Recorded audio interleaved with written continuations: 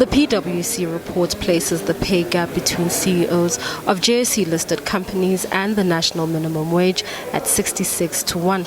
The release of the report comes at a time when executives of large corporations are reportedly taking pay cuts in response to the COVID-19 crisis. This as the pandemic is expected to plunge the global economy into a depression that can rival the American 1930s Great Depression. And with the country still under lockdown and with reduced levels of economic activity, companies are looking to contain costs. I think everybody has accepted that 2020 is not going to be a good year for executive director pay, and everyone's looking forward and saying, what in the future, and importantly, what do we need to be rewarding? So if you ask the question, what should directors be doing to act responsibly?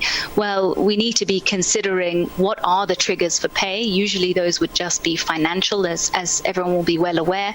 And how do we widen that and say it's not just about creating shareholder value, it's about looking at the wide variety of stakeholders, thinking about employees. Have we limited retrenchments? Have we protected our employees in the best way possible? The report has also found that women representation on boards of JSE-listed companies remains low. And despite many global initiatives aimed at bridging the gender pay gap, gender inequality in the workplace remains a challenge. We've seen 12 female CEOs appointed since May last year, so that's positive. We are seeing change. It still remains that our biggest problem is representation of women on boards, and particularly in the CEO role. And whilst we don't have women in CEO roles, that gender pay gap for our executives is going to remain large because we're all aware of the big premium that CEOs demand over other executives.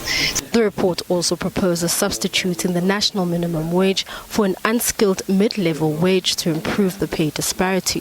Mbalenhle Mthethwa, SABC News, Johannesburg.